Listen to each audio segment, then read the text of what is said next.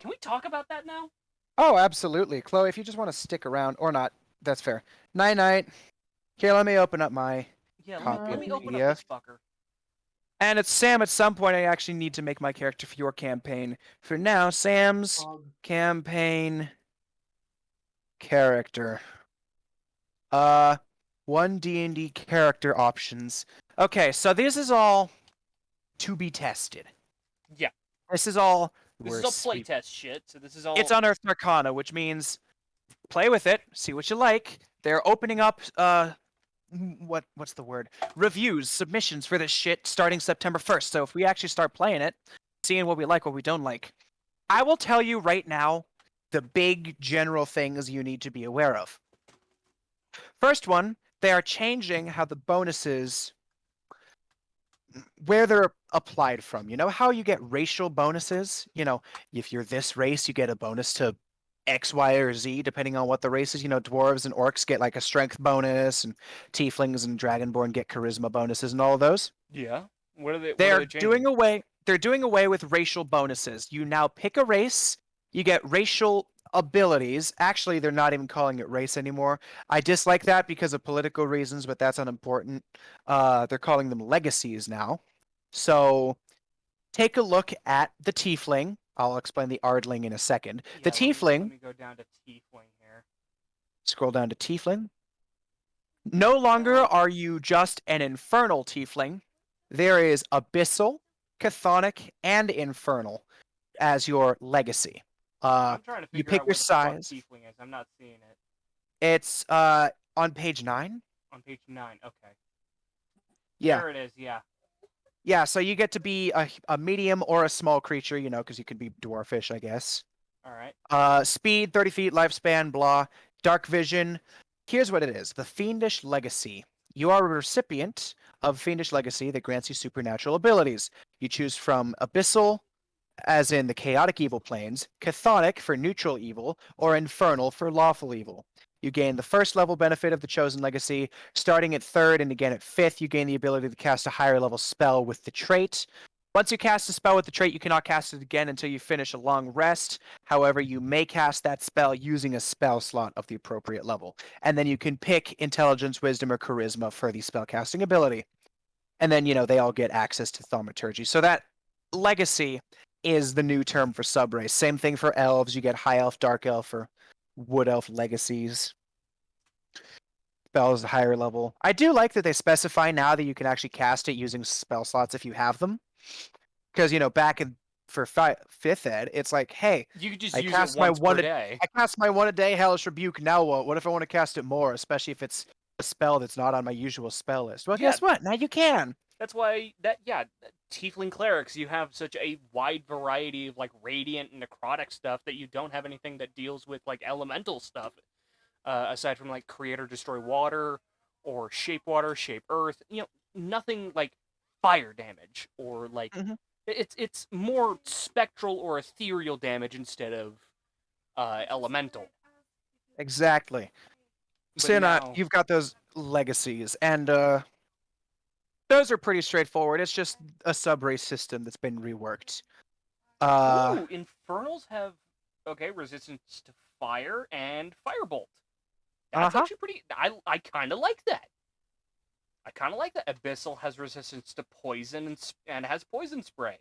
And then they get Ray of Sickness and Hold Person at higher levels. That And then Chthonic gets the resistance to necrotic damage has with Chill false Touch. life, ray of enfeeblement. That's actually pretty interesting. I think giving, we're gonna call them races, even though they're lineages now. Fuck that. The word race has been so politicized, they're just trying to get rid of it. It's like, in 10 years, it's not going to be a problem, it's guys. not gonna fucking matter. Don't worry about it. Chill. Besides, I do like a lot of that. I think it's pretty good. I think that's an interesting change that they can work with, and it'll allow. I kind of slightly, hi Titan, dislike the fact that races no longer give you benefits to your stats. And I get that it's like, well, just because you're a dwarf does not make you physically strong or physically stout. It's like, that's kind of true, but that's kind of not true, because It does, according to the fantasy rules, and it's less about that and more the fact that it's like you guys are now undoing a system that you've had for 40 years again because political hot topics. Yeah. However, the way they replaced it is, at least in my opinion, Manageable. relatably, it's good. It's like now your background is what gives you ability scores. So you can either take from the sample backgrounds or build your own. So when you determine your character's ability scores, choose 2 of them, increase one by 2 and the other by 1, or you can choose 3 and increase each of them by 1. Usual stuff. Yeah. Your background gives you proficiency in 2 skills, 1 tool proficiency, and 1 language from the standard or rare languages table. So no more does the background just give you like language and a couple skill proficiencies. It also gives you your ability score increase. So you can take the sample backgrounds if you're lacking in inspiration. You can be like, hey, I want to be, scroll down. They have a farmer background now on page 13. So you get +2 con, +1 wisdom. You get skill proficiencies in animal handling and nature, tool proficiency carpenters, and then, a language. Oh, and everybody gets a feat at first level as well. I mean, hey, they basically took everybody is some variety of humanoid, but Yes. human is part of that word, so let's give everybody kind of like the human stuff. Nice thing about humans is they still get their feats. So like everybody gets a feat at first level. They have to pick from the first level feats, mind you, because now they're actually making them have a set level, which I kind of I I find can that appreciate appreciative. that. I kind of It's like, appreciate yes, that. long no more will be the days where my first level paladin can take glaive master followed by sentinel at 4th level because I'm a variant human and become unstoppable, which is what I intend to do in Ash's campaign, spoiler warning. Nah. But long gone are those days, because sentinel and glaive lord or glaive master or whatever they're called are no longer called, well, do not seem to be labeled as first level feats anymore. So you can't just do that. But humans, they get inspiration whenever they finish a long rest. Skillful, you gain proficiency in 1 skill of your choice, and then you get the skilled feat or another first level feat of your choice. So humans start with an extra feat of proficiency and an extra skill.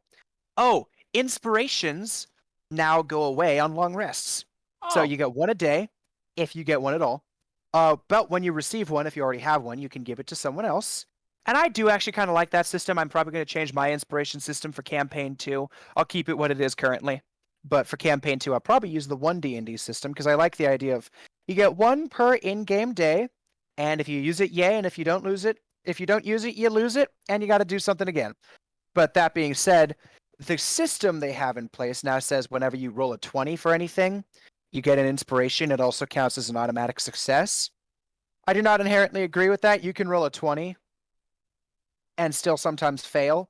Like, if it's a DC 25 and you don't have that +5 or higher bonus in whatever thing, then you just can't make it.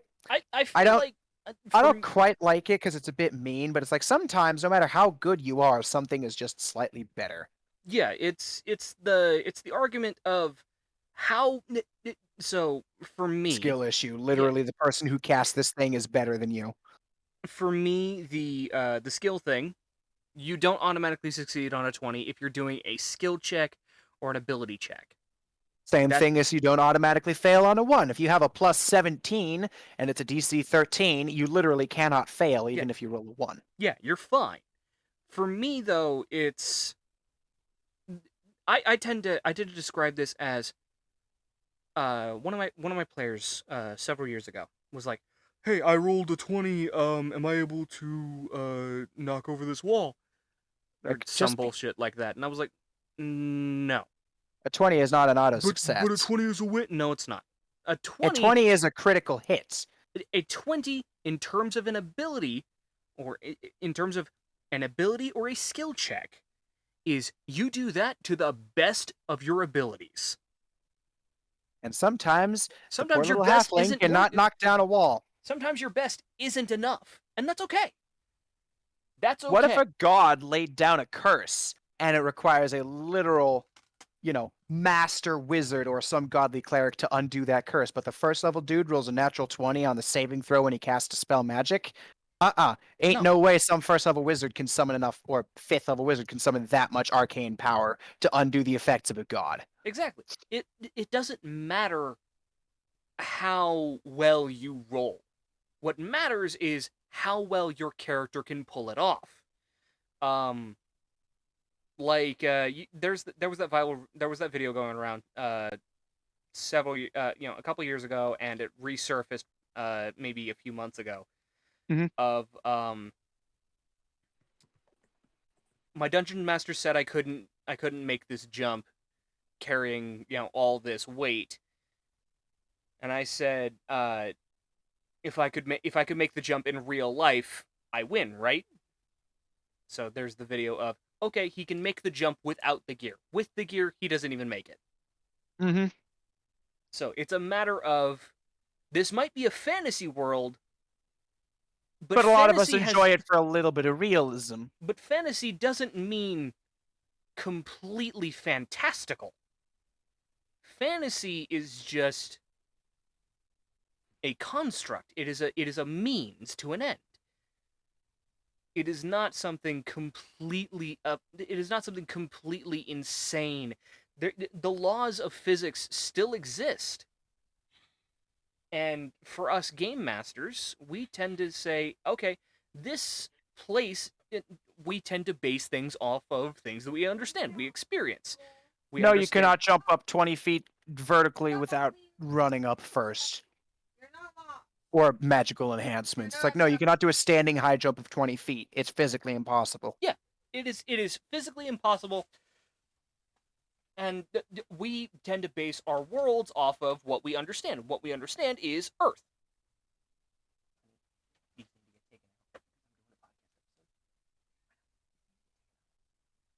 So if we're going to, we base our understanding of physics in our worlds, in our games, because I know. For me, when I'm doing Starlight and Shadows, I'm still working on that one. That's a long running one that I've been doing for a few years now, and I'm not done yet. But it's getting there. I'm still reworking a lot of mechanics for that one, and it's gonna take a little bit, but Right? eventually I will have everything prepared for Starlight and Shadows, and I'm really excited to play that one. But for me, I use stuff that I understand. Like in this world, it takes place almost entirely in space.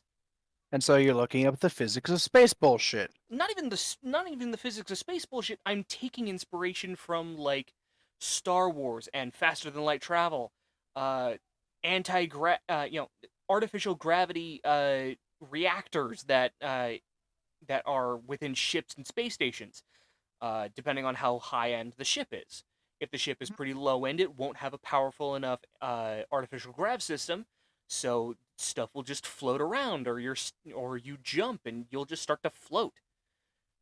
Or magnesis Yee. boots, where your boots are magnetized to specific metals, so that way you can walk around in the ship with these boots. I actually got that inspiration off of a very, very well done animation called Monkey Wrench.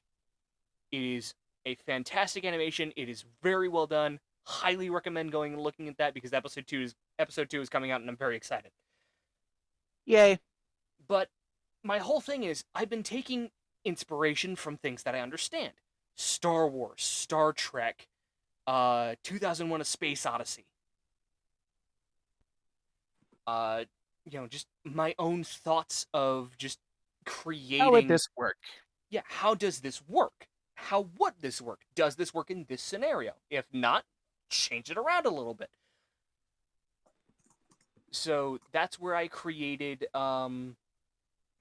this basically this entire galaxy of like governing bodies. I had the list written down in my Doom and Dumb server, but that's a bunch of planets, governing bodies, and a whole system. And eventually, I'm gonna work out like what anti-grav drive, not anti-grav, what artificial grav systems are within what ships, based on the size. like a massive freight carrier. If it's carrying a lot of cargo-based stuff, it's going to have a moderately powered artificial grav system, but for the living quarters of the crew. But for the but again, that we've gone completely off topic. The point is, you base your games off of what you understand, and throw in a little bit of magic in there because we can understand magic with this system, with the D&D system. Or some dude who wants to shoot a bow really fast or swing 17 times in a turn because he's a living helicopter. It's like, Exactly. sure, that's really fun. That's fun. The Plus, there's that whole aspect D&D, of the game is turn-based, and that automatically makes it slightly less realistic. Not horribly, but, slightly. it allows things to happen cleanly. And I'll take clean mechanics over quote-unquote realistic ones any day. Yeah, exactly. Unless they're so clean but unrealistic horribly, like, Living in Cloud Cuckoo Land, because that was a great movie. If you want to play realistic D&D, play D&D Grit. I was just gonna say, go back to first edition. That game was actually highly realistic based. Play Grit. Oh my god, Grit. Or Mike. I like that mug. We could all play Terraria together. Oh my god, Sam.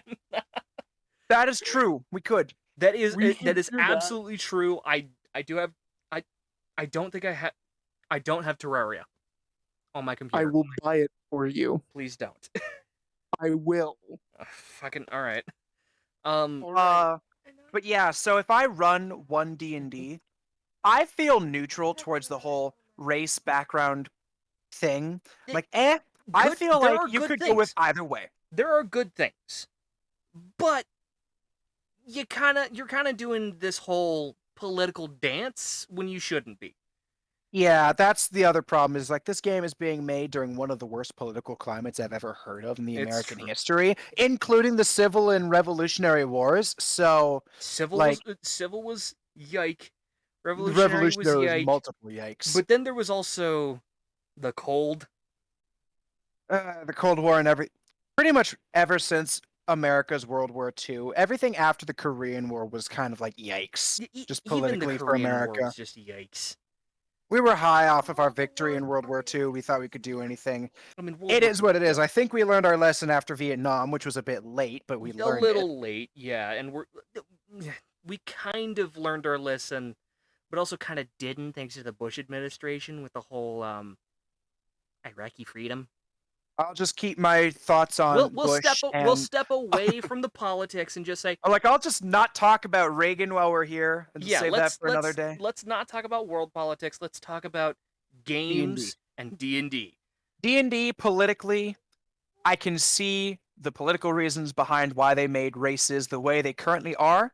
Frankly, I do not think it's a bad system. I think if you want to play the system where your race does not dictate what benefits, because D&D has always had this problem where you have your stereotypical classes. Half-orc barbarian is really good because half-orcs get a bunch of melee bonuses. They get a lot of melee bonuses as well as just, strength from the grave. That's a good bonus. Or high elf wizard. Guess who's naturally magically inclined out of all the races? High elf has it the most. Fucking high elf. Human fighter. It's boring, but it makes a lot of sense. It makes a lot of sense. They're really well done.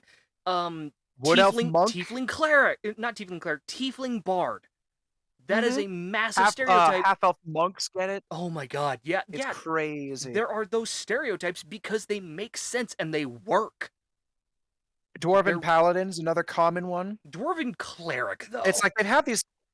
I love dwarven clerics. I played a dwarven cleric, but these stereotypes exist because the bonuses always came from the races. They exist because they're good bonuses and good combos off of those.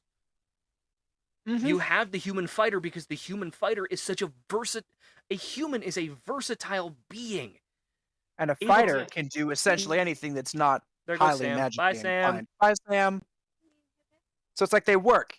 And I'm not saying they're bad. I'm just saying I don't mind the versatile extremely, what's the word I'm looking for? Malleable. It's like now, if you want to play a half-orc farmer kind of character who doesn't really know his way around combat. Maybe he's not the brightest guy. Maybe he is a really smart guy. Maybe you're playing that half-orc wizard who was just always magically inclined. Boom. You That- pick intelligence as your highest stat, and then like wisdom is your second This is- highest. Don't worry about physical strength. This is why I have Mel play half-orc casters. They're hard to kill. Squishers. They're hard. Orcs are hard to kill. They just keep coming back, and they're angry. But It's like, cool, you just enraged the sorcerer. She may not be alive for much longer. You may kill her next turn, but that's one turn enough to cast a high-powered fireball. Wait for her cleric husband to show up. Then you die. Exactly, and he casts Revivify in case things go bad. Mass healing word the party gets counterspelled. Fuck.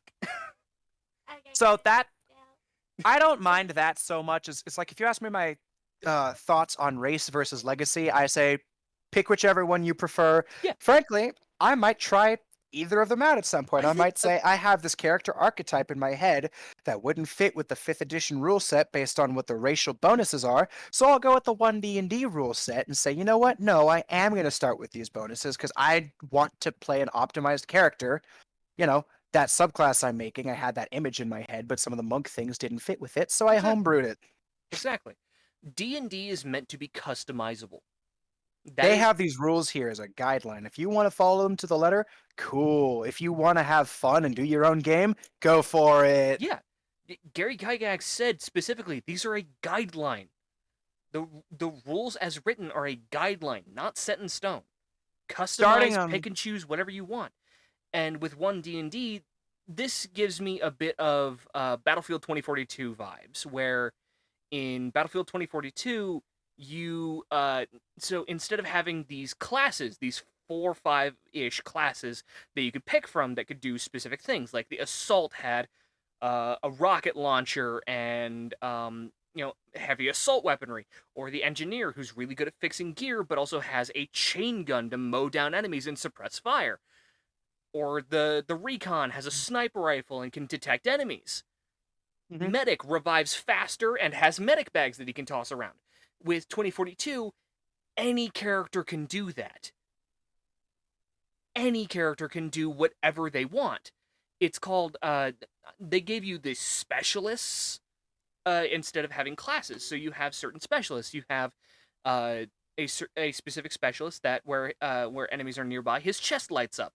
But he could be running around with a fucking Panzerschreck and go around and blow your ass into outer space. I was about to say, I think I've seen this before. It's like Destiny 2, or Destiny in general. The class system. Hi, Sam. Welcome back. Scott, are you ready to receive Terraria? I am never ready to receive Terraria, but I will receive it anyways. Sick.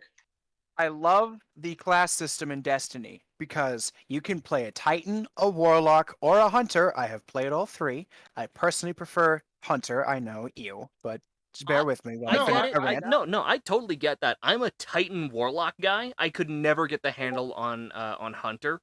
I'm a Hunter Warlock guy. Titan didn't speak to me. I am also a Hunter Warlock guy. I'm big beefy Although boy. I love being big beefy boy.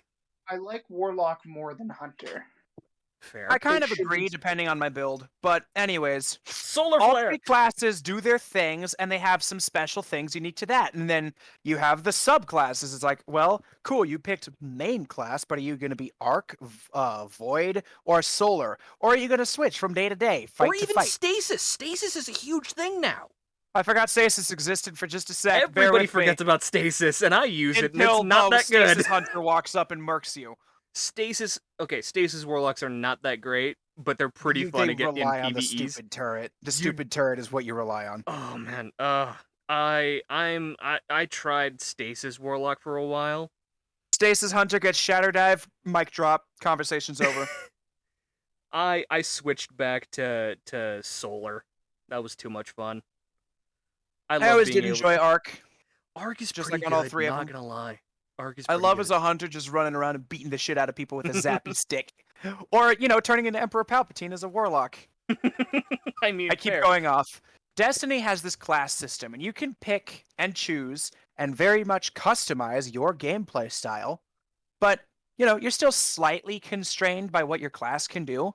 But within what it can do, you have options. Some days it's just like I don't want to play Void Hunter, and other days it's like I'm only feeling Void Hunter.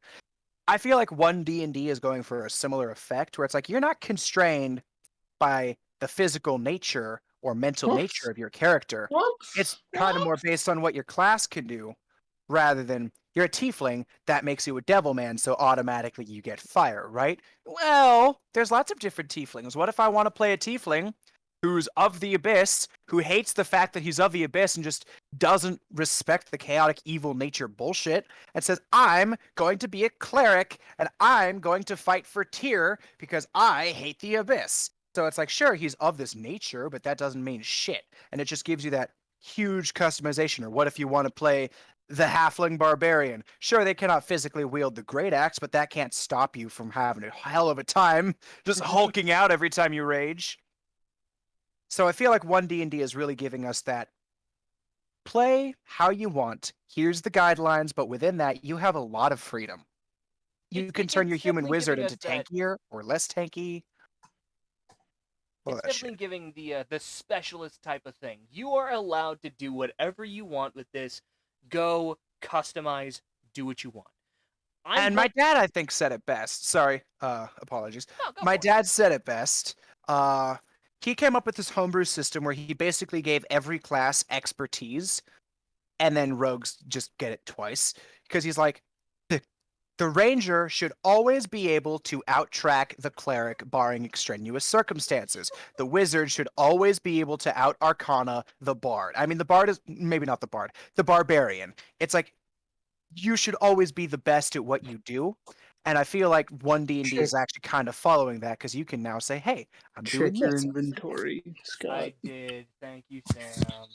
So I really do appreciate that they're kind of like, you can build it however you want. And say I want to build a character that just doesn't conform to whatever the racial rules are. That's pretty cool that I can now just kind of put it in what I want to do. The only thing in onednd I actively dislike are their 1 in 20 and critical hit system. Yeah. Because a 1 should not be an auto failure. Again, you might be having a really bad day, but sometimes that plus 17 really makes up for the fact that you just rolled a 1. For me, I have eight what was that fucking quests. Yikes. 8 that aren't done. Jesus.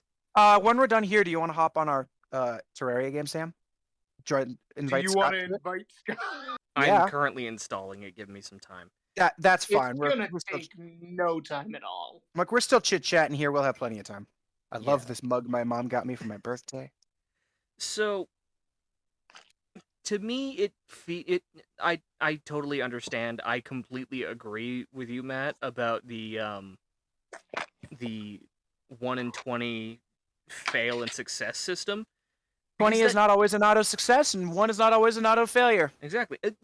Especially for ability checks and skill checks. The way I always relate it is like a Smash Bros. Tournament. The best player in the world could be having a bad day, and I'd be lucky if I got 1 stock off on him. He is just that much better than me. If I have like a plus 7 in Smash Bros., he has that plus 19. Exactly. It's like, I'm good, but I'm not that good. The game that doesn't apply in, I want you to know that. The game that doesn't apply in is League of Legends. Fuck this League. is true, but we don't need to bring that up. Dude, it's like a silver. By the way, okay, so this is how the ranking system goes, right? Mm-hmm. You've got iron, bronze, silver, gold, diamond, gold, platinum, diamond, master, grandmaster, challenger. Okay? Mm-hmm. Challenger is supposed to be like the top 1% of League. Like the top 500 in Overwatch. Yeah. Not even the top 1%, like the top 0.1%. Just the best of the best. Yeah. On stream 2 weeks ago, a fucking silver tier beat a challenger in a 1v1. Fuck It'd be like that because it's League. I was about to say some challenger made an alternate account. You fool! I have 37 alternate accounts! Sorry. You fool. Yes, League of I Legends. have fuck you. 70. That's how fucking disgusting the difference is right now. But that's kind of how D&D is. It's like me on my absolute best day of Smash Bros. Of all time, if I were to play perfect, might be able to beat MKLeo, who I still think is the best player in the world. And I haven't been keeping up lately, but I could maybe beat MKLeo if he put minimal effort in and I was at the top of my game. That's me Yeah. rolling a 20 and him rolling a 1. His plus 17 is pretty good, but my plus 7 does just barely beat because of the number difference on the die. Yeah. But in the Yeah. average scenario, he'll always beat me. Yes. And that's why I dislike the 1 in 20 system of 1D&D. I do not hate the rolling a 20 automatically gives you an inspiration, because it's like rolling a 20 should always have some cool Yeah. extra effect even if it doesn't succeed, because it's like this person just performed to the best of their abilities. Even if I don't win, if I do damn good, I'm proud of myself. Fair enough. Critical hits, however, my biggest complaint, they took away critical hits for spells, and I think it's dumb because a spell is just a ranged attack using arcane energy rather than an arrow or a bullet. Yeah. So, All right, hold on. Wait. Hold on. You guys know what was you that? cut out there, Sam. Scott. What's good? Scott, look in memes real quick. Oh, I'm about fuck. to send something. And this is just relatable Off my for you, groove. Matt. Uh-oh. Why wouldn't I want 150,000? So yeah, I don't like that spells can't crit anymore. Not every spell can crit. Every saving throw based spell is incapable of critting by nature Exactly, of the because- fact that it can't roll a 20. Yeah. Hence why those ones are generally more powerful. Yeah. The saving throw spells not being able to get a critical is good. That is fine. I do not want to hear the sound of 16d6 rolling from my players if they crit a fireball. That is not a sound I want to hear in Content. No. No. Like, well, yes, I need to rethink my army plan. Your entire You just made a third level spell do more damage than a meteor from Meteor Swarm. Yeah. That's a good thing. But Or with almost one more D&D taking away the being able to crit on a spell. Motherfucker, I can cast Firebolt and hit you right between the eyes. It doesn't have to be an arrow to hurt like hell. Exactly. It's a matter of with the 2-hit and getting a critical, to me is your character found a weakness that they were able to exploit for that just short of that just fraction of a moment. Or maybe you overcharged a spell or something. Like if we were to turn this into a movie or a TV show, the little wizard who just cast Firebolt and got a crit, maybe they still hit the same way they usually do, but they just were so focused, so determined to get that winning blow that they channeled more arcane energy into it than usual. They can't repeat it consistently because it's dangerous to do, but a one-time accident's okay. That cleric that just lost his entire family, he watched the bard who was his closest friend die right in front of him. He casts Guiding Bolt for the last time and gets a critical. It's like punches that's cinematically perfect. That is cinematically beautiful, and story-wise, he is filled with anger and wrath, and it works. However, Don't take away. Go for it, Sammy. Please, we're just discussing what I like and what I dislike just from a first look. I haven't play tested it, but I can tell you right now, if I play test 1D&D with you guys, I'm not using that rule because 1 in 20 of 1D&D sucks. Yeah. Scott, What's good, Bus? did you know that the Stardew Valley spouses have unobtainable weapons? I did not. I don't know anything. I don't know a whole lot about Stardew. So, do you know who Penny is? Roughly. She's one of the dateable characters. I'm fucking crying at this. She's got an unobtainable frying pan What the fuck? that has a speed stat of 158. You hold a frying pan and you go into outer space. Cool. The most powerful dagger in the world has a speed stat of +1. What the fuck? You wield that frying pan, you go into space. Gotta go fast. It's an unobtainable item for a reason. That but makes holy absolute fuck. sense, but fuck me, man. Holy fuck. The Good lord. The That is- highest speed stat that you could possibly get in this game is +4, dude. Yeah, and that thing's 150? It's a fucking frying pan. And it's a frying pan. If you somehow obtain it's unobtainable, but if there was a way, if 154, right? For the frying 154, pan? I think, is what you said. Yeah. There's a vibrator. There's a vibrator with 158. What the fuck? You grab that thing, you break the fucking timeline. It's Haley's quote-unquote curling iron, but that looks like a vibrator, and you can't tell me otherwise. I mean, curling irons already look like vibrators, anyways. Yes, they do. I'm spitting facts, bitch. All right. So, Elliot's pencil has a crit chance of 5 million. what the fuck? That's kind of all the major stuff that I don't like about what they currently have released of onednd. They've specified on some conditions. The grappled condition not only gives you a 0 speed, but you have disadvantage on attack rolls against a target other than the grappler. So, it shows that they're trying to mess with you. They can drag you with you. I kind of like that. They can drag you with them if they're trying, but they suffer this new slowed condition. It's a new condition. What it says is first I have to roll to the right spot on the page. Slowed, grappled, incapacitated. The fuck did it go? Am I bad? Anyways, slowed, it's a condition. When you are slowed, you experience the following effects. You must spend 1 extra foot of movement for every foot of movement using your speed. See also difficult terrain. They were just tired of typing that every single time. When you are slowed, attack rolls against you have advantage, and you have disadvantage on dex saves. So grappling imposes those negative effects on you, which I think are very fair, and you have to make a strength or dex save against the target in order to escape the grapple. Incapacitated is straightforward. Inspiration, yeah, you can only get 1d20 at a time. They're replacing the quote-unquote term roll for an attack roll, ability check, or a saving throw. They're simply calling it a d20 test. So, attack roll, ability check, blah, blah, blah. All that stuff is just called a d20 test. That makes sense. Yeah, calling fewer it words, test, save the trees, blah, blah, blah. 1 inspiration at a time. If you finish a long rest... Sorry, when you start a long rest and you still have inspiration, you lose the inspiration. I'm going to wait until you end the long rest. Benefits of a long rest. Oh, first of all, 2 long rests, you have to do 6 hours of sleeping and 2 hours of light activity at least.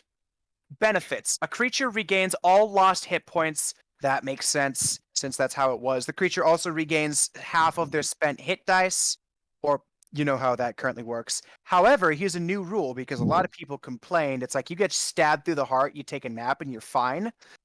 A creature cannot benefit from more than 1 long rest in a 24-hour period, and they must have at least 1 hit point at the start of the rest to gain its benefits.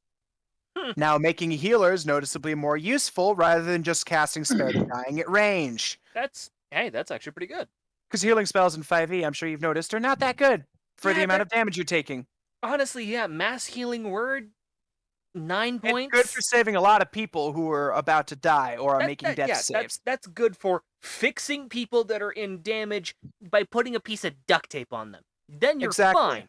But this makes it so you still get fully healed after a long rest, but you have to be conscious and have a hit point in order to do it, making that healer who still has spell slots by the end of the save suddenly useful, because it's like, cool, I just cast Healing Word on you, so you're not at 0 anymore. Congratulations, you can actually benefit from a long rest. Yeah, we end combat, I walk up to you, slap you across the face, spare the dying, you're good to go. Exactly. Interrupting the rest makes sense. That's just, blah, blah, blah, casting heavy spells, combat, same stuff. Slowed condition, tool proficiency. If you have proficiency with the tool, you can add your prof bone to any ability check you make with the tool. If you also have proficiency in a skill that the tool uses as well, up to the DM's discretion, you have advantage on the check too, which means you can have both advantage, So you have advantage, skill proficiency, and tool proficiency. Ooh, So you roll with advantage and then add, biggest number. that's So it's like really if that. I'm I like making that. I something, like that. That's a if that. I'm making something with like a smith's tools and I have proficiency in whatever skill the DM says I'm allowed to use, I now have advantage on making shit or fixing shit, which is baller. Unarmed strike, same shit. Yeah. You can now grapple or shove a creature when you make an unarmed strike. It's just like an option to pick from. On a hit, your unarmed strike causes one of the following effects. Bludgeoning damage equal to 1 plus your strength mod. It's always been that. Now, the target is grappled. So instead of making a grapple/shove action, you simply say, I'm making an unarmed strike, and I can choose to grapple or shove, which is also big for monks because being able to just do that as part of their attack rather than take a whole action to try and do it. Because a lot of Yeah, DMs will homebrew it that you can do that per attack anyway, so now it's just official. And the last thing is their spells. Rather than having spell lists per class, they simply have the spell classifications that everybody has been calling them. Arcane, Divine, and Primal. Primal being nature. Mm.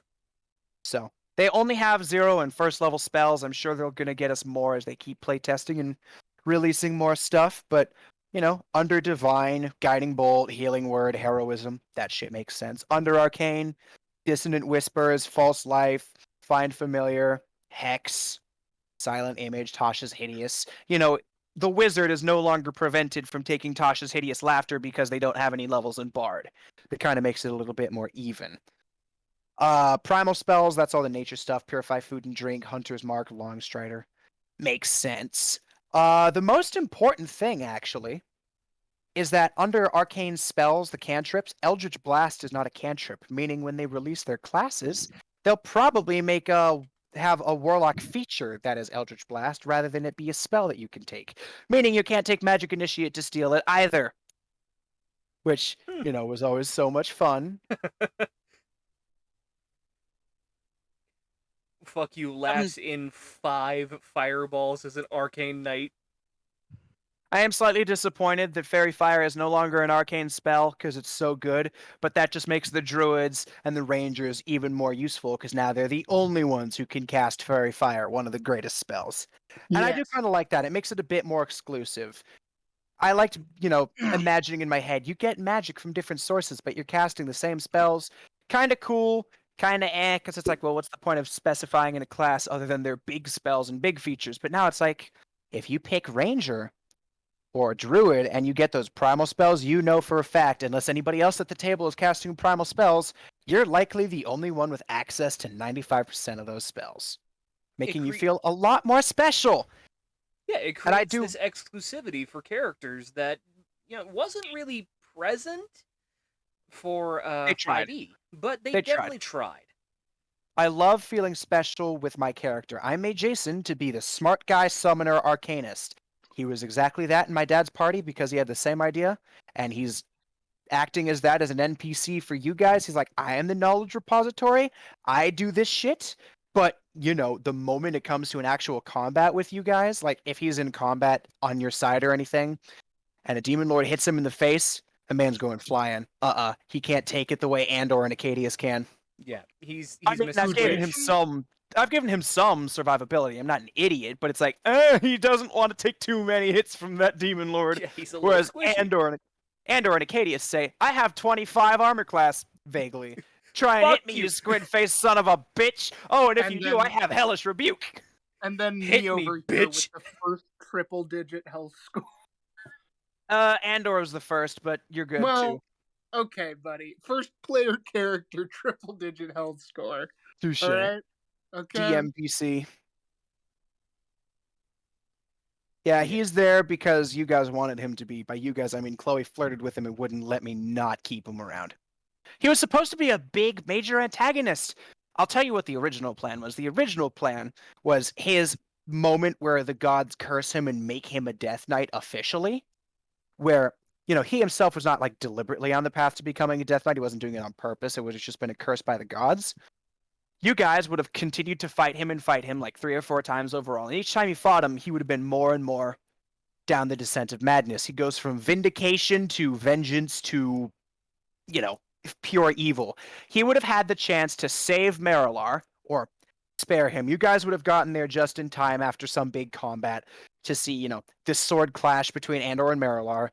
Andor would win because I would have scripted it to be such, but it would have been epic.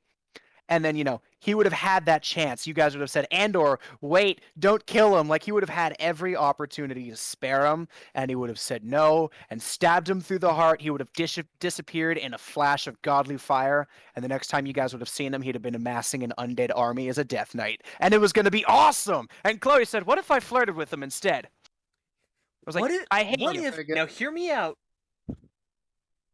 I wink at him. Fuck! That's kind of what happened. That's kind of what happened.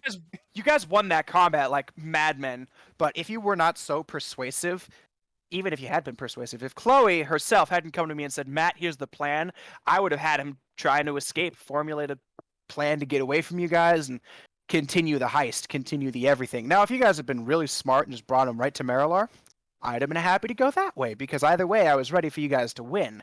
That was just under the circumstance where Andor is the victor of the fight, then yeah, he'd kill Marilar and become a Death Knight, and that would happen. And if you guys took him to Marilar, that would happen too. Yeah, this is the fun of being a game master. You get to tell a story, and if your players decide, you know what, fuck that story, let's make our own, you're like, cool, let me help you. I'll work on it. That's kind of what I was doing. I'm like, this wasn't the original plan, but this is the glory of not writing a book. We can make up shit on the fly. Fuck it, we made our own plan. The elves were not originally supposed to have royalty. It was supposed to be the elders in charge of shit. And Sam and Ash come to me with this funny plan, and I said, I'll fit it in. Why the hell not? Fuck it, we can work with that. Boom. That's kind Now of there's... what I'm doing with Veshmora, but in a more, consolidated area.